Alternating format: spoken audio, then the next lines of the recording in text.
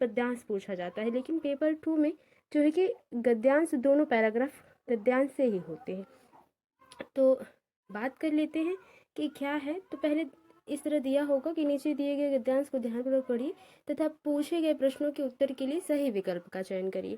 तो देखिए, हम गद्यांश पढ़ने से पहले प्रश्न पढ़ लेते हैं ताकि गद्यांश पढ़ते समय जो प्रश्न पूछे गए हैं वो हिट हो और हम उसका सही आंसर बता पाए। सिर्फ क्वेश्चंस पढ़े जाएंगे और ऑप्शंस बाद में। गद्यांश के अनुसार कुपोषण का मुख्य कारण क्या है? इससे ये पता चल गया कि गद्यांश में कुपोषण की बात कही गई है। कुपोषण की समस्या किन देशों में अधिकतर है? ठीक है, अधिक है। और फसलों में आयोडीन की कमी का प्रमुख कारण क्या है? यानी कि इस पर भी ये लाइन अगर हम देखेंगे गद्यांश में तो इस पर हमें ध्यान देना है। कौन सा कथन सही नहीं है? ये हम जब पूरी तरह से गद्यांश पढ़ेंगे तो हम इसका जो है डिस्कशन कर लेंगे। शैशवावस्था का सही संधि विच्छेद, देखिए ये व्याकरण से संबंधित है, इसका गद्यांश से कोई लेना देना नहीं। अपरिवर्तनीय का विलोम शब्द है, ये भी व्याकरण है। गद्यांश में किन पोषक तत्वों का उल्लेख है? तो गद्यांश पढ़ेंगे तो फिर ये पता चल जाएगा कि कौन से पोषक तत्वों के बारे में बात करी जा रही है। गद्यांश के अनुसार आयोडीन की कमी के कारण कौन सा रोग होता है? तो गद्यांश जब पढ़ेंगे तो ये पता चलेगा, या आप पहले भी पढ़े हैं। तो 1 से लेकर 8 तक प्रश्न पहले गद्यांश से संबंधित है और इसके बाद दूसरे गद्यांश पे। तो अब चलते हैं, पहला गद्यांश पढ़ते हैं और सरसरी निगाह से पढ़ेंगे। और गद्यांश पढ़ते समय एक बात आप ध्यान में रखिएगा कि गद्यांश को थोड़ा जरूर टाइम टेकिंग हो जाए वो चलेगा, लेकिन एक ही बार में उसके थीम को समझने की कोशिश करें कि गद्यांश में कहा क्या जा रहा है। देखते हैं, गद्यांश में कहा जा रहा है कि सूक्ष्म पोषक तत्वों की दुनिया भर में कुपोषण का एक महत्वपूर्ण घटक है, यानी कि कम पोषक तत्व हैं, इसी वजह से कुपोषण की मात्रा बढ़ जा रही है पूरी दुनिया भर में। यह स्थिति भारत जैसे विकासशील देशों में अधिक है। यानी कि क्वेश्चन पूछा था ना किस प्रकार के देशों में अधिक है कुपोषण की समस्या, तो विकासशील देशों में, जो कि भारत, या इस तरह से कुछ ऑप्शन होगा तो सही होगा। हमारे शरीर में आमतौर पर जिन सूक्ष्म पोषक तत्वों की कमी होती है उसमें iodine, iron, folic acid, vitamin A तथा जिंक प्रमुख है। तो इस तरह से क्वेश्चन आएंगे।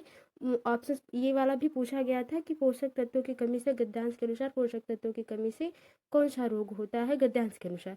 तो देखिए कौन कौन से जो है तत्व दिए गए हैं, इनको ध्यान में रखना है। बर्फबारी, बाढ़, नदियों का मार्ग बदलना, वनों की कटाई जैसी स्थितियां लगातार मिट्टी की ऊपरी परत पर मौजूद आयोडीन को बढ़ा देती हैं, जिसे बहा देती हैं। क्या है यहाँ पे? बहा देती हैं, बढ़ा देती नहीं, बहा देती हैं, जिससे ऐसी मृदा में उगाई जाने वाली फसलों में आयोडीन की मात्रा क्या हो जाती है? कम हो जाती है। परिणाम स्वरूप मवेशियों और मनुष्यों के आहार में भी आयोडीन की कमी हो जाती है। किसी में? आयोडीन की। पहले माना जाता था कि आयोडीन की कमी से केवल घेंघा, ठीक है, यहाँ पे हो जाएगा घेंघा और बौनापन ही नहीं होता है, लेकिन यह स्पष्ट हो जाता है ही होता है। थोड़ी सी मिसप्रिंटिंग है, उसके लिए सॉरी। ठीक है, घेंघा और बौनापन ही होता है, लेकिन यह स्पष्ट हो गया है कि इसकी कमी से भ्रूण से लेकर शैशवावस्था और फिर वयस्क होने तक गंभीर स्वास्थ्य और सामाजिक समस्याएं होती हैं। यानी कि आयोडीन की कमी से सामाजिक समस्याएं भी होती हैं। इनमें से अधिकतर स्थितियां अदृश्य, अपरिवर्तनीय हैं, पर इन्हें रोका जा सकता है। ठीक है, देखते हैं, आप हल करते हैं क्वेश्चंस। गद्यांश के अनुसार कुपोषण का मुख्य कारण क्या है? सूक्ष्म तत्वों की कमी, पोषक तत्वों का संतुलन, पोषक तत्वों की अनुपलब्धता, पोषक तत्वों के बारे में अज्ञानता। तो देखिए, गद्यांश के अनुसार ये बात कही गई है कि सूक्ष्म पोषक तत्वों की कमी के कारण जो है कुपोषण हो रहा है। कुपोषण की समस्या किन देशों में अधिक है? विश्व के प्रत्येक देश में, विश्व के विकसित देश में, विश्व के विकासशील देशों में, विश्व में सिर्फ भारत में। तो विकासशील देशों में, भारत एग्जाम्पल, जैसे विकासशील देश है भारत, इसलिए वहाँ पे एग्जाम्पल दिया गया था। तीसरा ऑप्शन बिल्कुल सही हो जाएगा कि विश्व के विकासशील देशों में कुपोषण की समस्या अधिक है। फसलों में आयोडीन की कमी का प्रमुख कारण है, क्या है? खेती की ऊपरी मिट्टी का बह जाना, खेतों की अंदरूनी मिट्टी का जमा होना, फसलों पर आयोडीन का छिड़काव न करना, पेड़ पौधों द्वारा आयोडीन का अधिक उपयोग करना। तो देखिए, तीसरे का जो सही आंसर हो जाएगा वो पहला हो जाएगा कि खेती की ऊपरी मिट्टी का बह जाने के कारण आयोडीन की कमी हो जा रही है। कौन सा कथन सही नहीं है? नेगेटिव क्वेश्चन है, नेगेटिव ऑप्शन सही होगा। ठीक है ना। आयोडीन की कमी से सामाजिक समस्याएं भी होती हैं। ये बात गद्यांश में कहा गया था, तो ये सही होगा, इसलिए ये आपका आंसर नहीं है। वनों की कटाई जैसी स्थिति आयोडीन को बाहर जाती है, ये सही है, इसलिए आपका आंसर नहीं है। नदियों के मार्ग बदलने से आयोडीन की मात्रा पर कोई प्रभाव नहीं पड़ता। ठीक है, नदियों के मार्ग बदलने से आयोडीन की मात्रा पर कोई प्रभाव नहीं पड़ता। आगे देखते हैं, पोषक तत्वों की कमी केवल मनुष्य में ही पाई। सबसे जो गलत है वो चौथा ऑप्शन है, केवल मनुष्य में ही नहीं पोषक तत्वों की कमी। जितने भी जीव जंतु पेड़ पौधे हैं पृथ्वी पर, सबको पोषक तत्वों की कमी होगी तो वो अपने ग्रोथ को रोक देते हैं या प्रॉब्लम होती है। चौथा ऑप्शन बिल्कुल सही हो जाता है। शैशवावस्था का सही संधि विच्छेद क्या है? शैशवा योग अवस्था, शिशु योग अवस्था, या शैशव योग अवस्था, या शिशुआ योग अवस्था। पांचवे का जो सही आंसर है वो तीसरा है। और ये कौन सी संधि है ये आप कमेंट बॉक्स में नोट डाउन करके बताएं, और उसके नियम भी बताइएगा शॉर्टकट में। अपरिवर्तनीय का विलोम शब्द है परिवर्तनशील, अपरिवर्तनशील, परिवर्तनीय या अपरिवर्तन। तो देखिए छठे का जो सही आंसर हो जाएगा वो तीसरा हो जाएगा, क्योंकि ये बहुत ही आसान प्रश्न है तो इस पर बहुत ज़्यादा चर्चा नहीं। ठीक है, गद्यांश में किन पोषक तत्वों का उल्लेख है? आयोडीन व प्रोटीन। तो आयोडीन का तो है लेकिन प्रोटीन का नहीं है। जिंक व आयरन, आयरन व वसा, वसा का नहीं है। वसा और फोलिक एसिड, यानी कि दूसरा ऑप्शन बिल्कुल सही हो जाएगा। जिंक व आयरन का उल्लेख है लेकिन प्रोटीन और वसा का उल्लेख नहीं है, तो ये तीनों नहीं होंगे, दूसरा ऑप्शन बिल्कुल सही हो जाएगा। आगे देखते हैं, गद्यांश के आधार पर आयोडीन की कमी के कारण कौन सा रोग होता है? घेंघा, अंधापन, अवसाद, अस्थमा। तो घेंघा, जहाँ पे मैंने आपको कट करके बताया कि यहाँ पे घेंघा होगा, तो वही ऑप्शन सही हो जाएगा, पहला ऑप्शन। फिर गद्यांश दिया गया है, तो गद्यांश को पढ़ने से पहले फिर पहले की तरह हम लोग पहले पढ़ेंगे क्वेश्चन, उसके बाद गद्यांश को सॉल्व करेंगे। 9 से लेकर 15 तक क्वेश्चन होंगे इससे संबंधित। तो दुनिया की प्रकृति कैसी है? आविष्कारों का उद्देश्य क्या है? जीवन का मुख्य लक्ष्य क्या होना चाहिए? यानी कि मौलिकता इसमें दी गई है। निम्नलिखित में से कौन सा शब्द भिन्न है? ये व्याकरण या आपकी समझ पर आधारित है। लेखक ने ऐसा क्यों कहा है कि जीवन को सफल बनाने की सीढ़ी हमारे भीतर है? ठीक है, ये पढ़ेंगे तब समझ में आएगा। गद्यांश के अनुसार सबसे महत्वपूर्ण तथ्य कौन सा है? प्रकृति शब्द में कौन सा प्रत्यय लगाकर नए शब्द की रचना की जा सकती है? देखिए ये भी व्याकरण से संबंधित है, इस पे ज्यादा चर्चा नहीं। तो देखते हैं अब गद्यांश को पढ़ते हैं। ध्यान से पढ़ेंगे कि एक बार में गद्यांश का मीन्स समझ में आ जाए। संपूर्ण विश्व में निरंतर प्रगति होती रहती है। ऐसे ऐसे चीजों का आविष्कार हो गया है जिनके बारे में पहले कभी सोचा नहीं गया था। यह है दुनिया की प्रकृति जो बदलती रहेगी, और हम भी इसके साथ बदलते रहेंगे। एक दिन ऐसा आएगा जब हमारा बदलना खत्म हो जाएगा, लेकिन दुनिया बदलती रहेगी। सही बात है। इन सब सुविधाओं और आविष्कारों का उद्देश्य यही है कि मनुष्य शांतिपूर्ण जीवन जी सके, संसार में रहकर अपने जीवन में जो कुछ आप पाना चाहते हैं उसको पाएं, परंतु अपने असली स्वरूप को भी पहचानिए। आपका असली स्वरूप आपसे अलग नहीं है। देखिए यहाँ पे मौलिकता बताई जा रही है, और वह है शांति। यानी कि जो भी आप करना चाहते हैं, जीवन में इतनी परिश्रम करते हैं, उसके लिए आप ये चाहते हैं कि आप सुख और शांति से जीवन व्यतीत कर पाए। वास्तव में जीवन का लक्ष्य आनंद और शांति पाना है। हम जो करते हैं शांति के लिए करते हैं। जीवन सफल करने की जो सबसे पहली सीढ़ी है वह हमारे अंदर है। इस लाइन से देखिए क्वेश्चन बना है, हम जिस शांति की बात करते हैं वह सबके हृदय में है।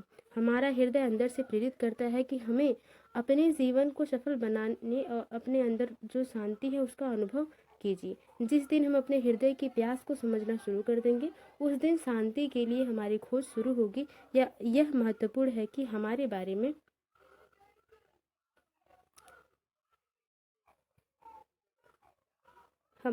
अच्छा ये कुछ कट गया है। एक आध लाइन मुझे लगता है कट गया है, मैंने ध्यान नहीं दिया, आई एम सॉरी उसके लिए। चलिए देखते हैं क्वेश्चंस को फिलहाल। दुनिया की प्रकृति कैसी है? परिवर्तनशील, धर्मशील, विकासशील, अपरिवर्तनशील। तो बिल्कुल आपने गद्यांश में देखा कि परिवर्तनशील है। क्या है? परिवर्तनशील है कि जो दुनिया है वो प्रकृति है वो बदलती रहेगी हमेशा।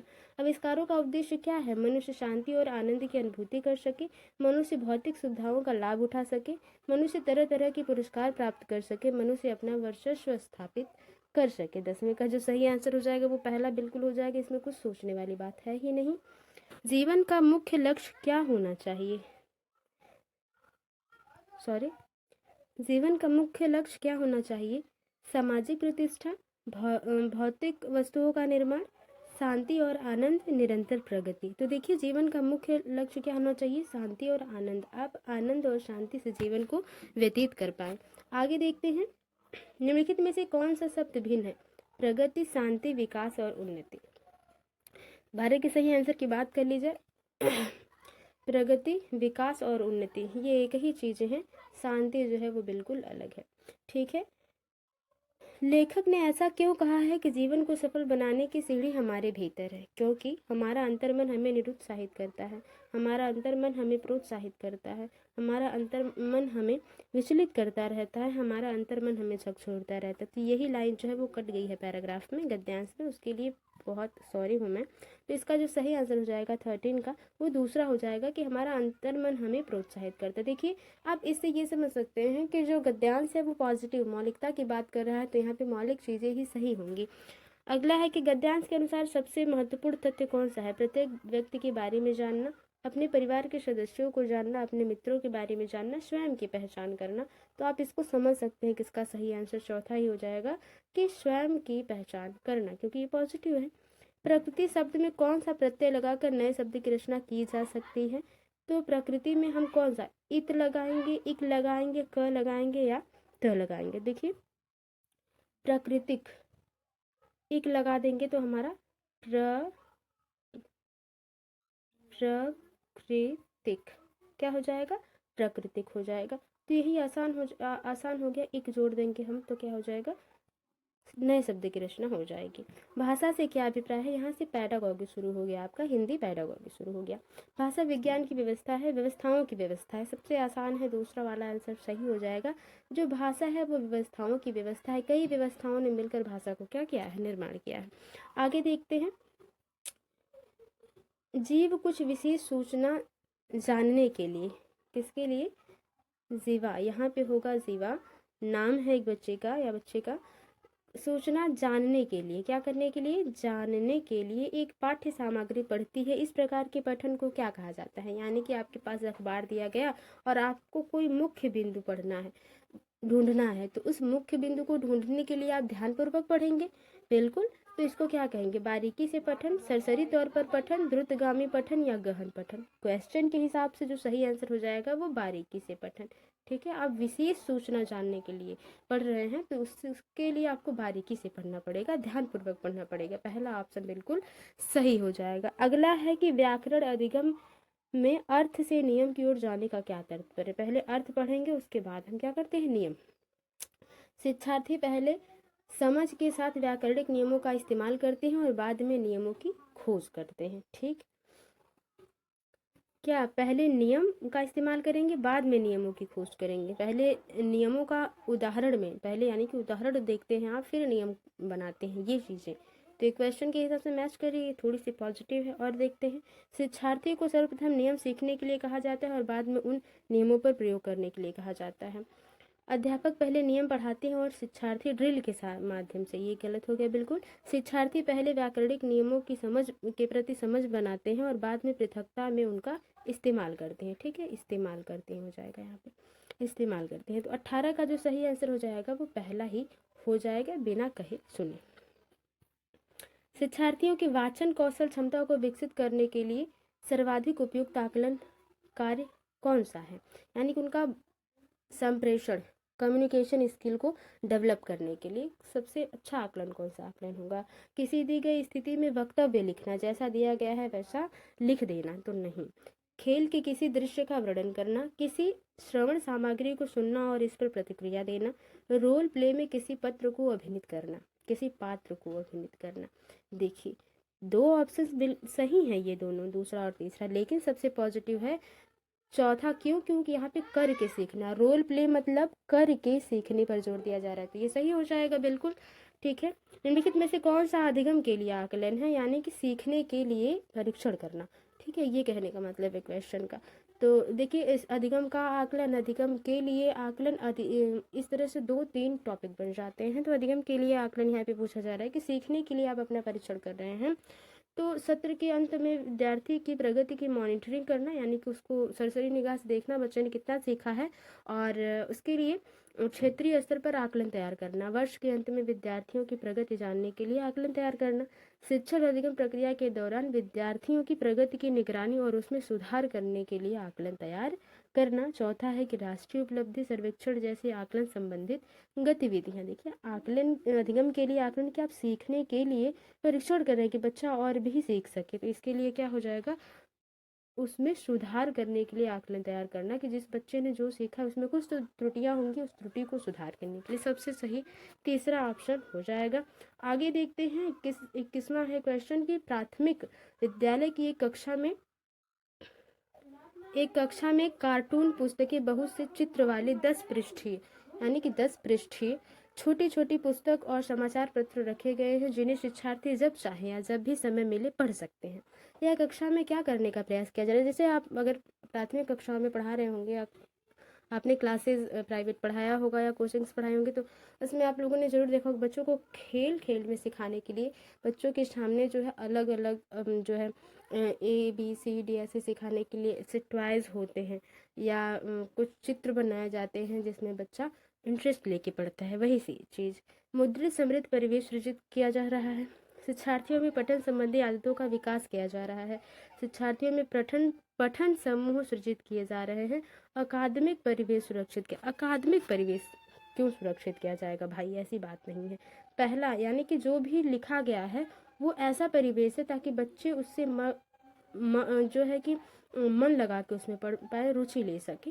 ठीक है, पहला ऑप्शन बिल्कुल सही हो जाएगा। भाषा के साथ संलग्नता से क्या तात्पर्य है, शिक्षार्थी भाषा के नियम सीखते हैं। अध्यापक भाषा अधिगम के लिए शिक्षार्थियों के साथ काम करते हैं।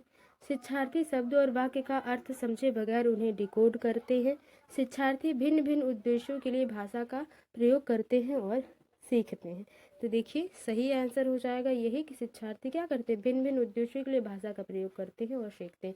उनके अलग अलग टॉपिक्स होते हैं, अलग अलग वो एरिया में क्षेत्र में जाना चाहते हैं, इसके लिए वो अलग अलग भाषाओं को सीखते हैं और उनका प्रयोग करते हैं। चौथा ऑप्शन बिल्कुल सही हो जाएगा। एक अध्यापिका कक्षा 1 में वर्णमाला के अक्षर लिखना सिखाती है। वह अक्षर लिखना सीखने के लिए बताती है कि कहाँ से शुरू किया जाए और किस तरह लेखनी मोड़ी जाए। वह अपने शिक्षार्थियों में किसके प्रति समझ बनाने का प्रयास कर रही हैं, लेखन कौशल, रूब्रिक लेखन या लिखने के तरीके। वो लेखन कौशल के बारे में तो नहीं बता रहे, लेखन कौशल भी हो सकता है लेकिन वो लिखने के तरीके, अगर ये ऑप्शन नहीं होता तो पहला ऑप्शन सही होता, लेकिन तीसरा ऑप्शन यहाँ पे सबसे सटीक हो जाएगा क्वेश्चन के हिसाब से। आगे देखते हैं उत्पाद शब्द संपदा से क्या तात्पर्य है। उत्पाद शब्द संपदा आप बोल रहे हैं और उसका प्रयोग कर रहे हैं वो हो जाएगा। जिन शब्दों को हम सुनते पढ़ते हैं और उसकी पहचान करते हैं, वह शब्द जिनका हम बोलते समय प्रत्यास्मरण करते हैं, वे शब्द जिन्हें हम लेखन और वाचन में प्रयुक्त करते हैं, वह शब्द जिन्हें हम श्रवण या लेखन के दौरान पहचान नहीं पाते। 24 का जो सही आंसर हो जाएगा वो बिल्कुल तीसरा ऑप्शन हो जाएगा कि हम लिखने और वाचन में जो प्रयोग करते हैं, लिखने और बोलने में, उसको उत्पाद शब्द संपदा कहा जाता है। भाषाओं के अधिगम के बारे में कौन सी बात सही नहीं है, मातृभाषा बेहतर संज्ञानात्मक वृद्धि में मदद करती है, ये सही है। क्वेश्चन नेगेटिव है, नेगेटिव ऑप्शन सही होगा, तो ये आपका आंसर नहीं है। मातृभाषा दूसरी भाषाओं के अधिगम को बाधित करती है, यही नेगेटिव है। आगे पढ़ते हैं। मातृभाषा अंतर व्यक्तिगत संप्रेषण कौशल को, संप्रेषण यानी कम्युनिकेशन स्किल को सुगमता प्रदान करती है, ये सभी सही हैं। दूसरा ऑप्शन जो है नेगेटिव है, यही ऑप्शन सही हो जाएगा। लेखन के किस उपागम को लिखने के द्वारा लिखना सीखना कह सकते हैं, यानी लिख लिख कर सीखना। प्रक्रिया उपागम यानी कि करके सीख रहा है बच्चा, तो प्रक्रिया उपागम हो जाएगा। उत्पाद उपागम दूसरे के लेखन की नकल करना, ठीक है। बिंदुओं में लिखना। 26 के सही आंसर की बात कर ली जाए तो बच्चा क्या कर रहा है, लिखने के द्वारा लिखना सीख रहा है, यानी कि लिख लिख कर सीख रहा है, तो प्रक्रिया उपागम में करके सीखना, ठीक है। वो हिंदी में उसी बात को थोड़ा सा अलग तरीके से रिप्रेजेंट किया जाता है, तो थोड़ी सी कन्फ्यूजन बनी रहती है, इससे आप प्रैक्टिस करते रहेंगे तो बेहतर होगा। कक्षा 3 की अध्यापिका अपने शिक्षार्थियों को विशेषण पढ़ाते समय उन सभी शब्दों की सूची बनाने के लिए कहती है जो किसी वाक्य में व्यक्ति या वस्तु की खूबी का वर्णन करे, यानी कि विशेषण उसे ही कहते हैं जो संज्ञा सर्वनाम की क्या करे, विशेषता को बताए। तो वही बात है, यह कार्य सहपाठियों के साथ चर्चा करने के लिए कहती है। शब्द संपदा पढ़ाने का यह कौन सा तरीका है, शब्दों के साथ संबंध बैठाना, वर्णन करने वाला शब्द, यानी कि वो शब्द जो क्या करे, वर्णन करे, उसके बारे में विस्तृत जानकारी दे। ठीक है। संदर्भ में विशेषण, संदर्भ में शब्द संपदा, यानी कि जो टॉपिक दिया गया है उसी में ही शब्द को, नए नए शब्द को सीखना। चौथा ऑप्शन बिल्कुल सही हो जाएगा। ये अलग अलग टॉपिक्स में बखूबी हम लोग इस पर चर्चाएं करते हैं। फिलहाल आगे देखते हैं। राष्ट्रीय शिक्षा नीति 2020 के अनुसार विद्यालय शिक्षा का क्या ढांचा है? बहुत ही आसान, कई बार आप लोगों ने रट लिया होगा। ठीक है, तो 28 का जो सही आंसर हो जाएगा वही हो जाएगा 5, 3, 3 और 4, यही ढांचा है। आगे देखते हैं अगला क्वेश्चन। आरंभिक वर्षों के दौरान बच्चे दीवारों, फर्श, कागज आदि पर आड़ी तिरछी रेखाएं बनाते हैं, यह क्या है? सही बात है। जब बच्चे आप नर्सरी में आप पढ़ा रहे होंगे तो बच्चे उसमें ना अधिकतर कॉपी पे कम, दीवारों पे ज़्यादा लिखते हैं क्लास के टाइम पे। तो ये क्या है? कुछ भी वो बनाते रहते हैं, कुछ भी बनाते रहते हैं। तो उसको आरंभिक साक्षरता का भाग या अधिगम के लिए इसके कोई मायने नहीं है। नहीं मायने, बच्चे जो भी करते हैं उसका एक कुछ ना कुछ तो मतलब होता है। गणित का सीखना, भाषा अधिगम, तो ये पहला ऑप्शन हो जाएगा। आरंभिक साक्षरता का भाग है, वो कुछ तो सीखना चाह रहे हैं उससे। लास्ट क्वेश्चन है भाषा अधिगम और अर्जन, यानी कि जो है लर्निंग और एक्विजिशन के बारे में कौन सा सही नहीं है? नेगेटिव क्वेश्चन और सबसे आसान क्वेश्चन मुझे जहाँ तक लगता है कि आपने सबसे पहले अधिगम और अर्जन ही पढ़ा होगा हिंदी में।